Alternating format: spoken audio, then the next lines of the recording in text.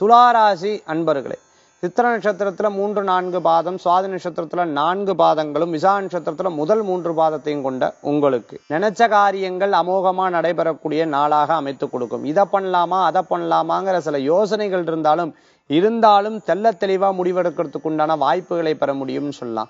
பிரிந்திருந்தவங்க திருப்பி ஒண்ணு சேர்றதுக்கு உண்டான வாய்ப்புகளுக்கு உண்டான முயற்சிகள் மேலோங்கும் சொல்லலாம். வீட்டுல நிறைய பிரச்சனை இருந்துட்டு இருக்குவா, குடும்ப பிரச்சனை இருந்துட்டு இருக்குவா, சகோதர சகோதரிகள் பிரச்சனை இருந்துட்டு இருக்கிறவாளுக்கெல்லாம் 3வது மனுஷர் இருந்து அதை பேசி தீர்க்கறதுக்கு உண்டான வாய்ப்புகளை பெற முடியும்.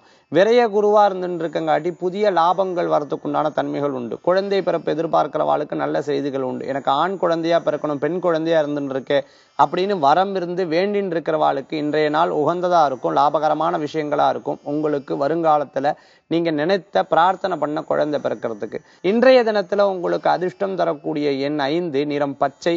வழிபாட்டுக்குண்டான தெய்வம் ஹரே கிருஷ்ண கிருஷ்ண கிருஷ்ண ஹரே ஹரே என்ற நாமத்துக்கு ஏற்றாற்போல் கிருஷ்ண வழிபாடு அமோகமான வழிபாடு.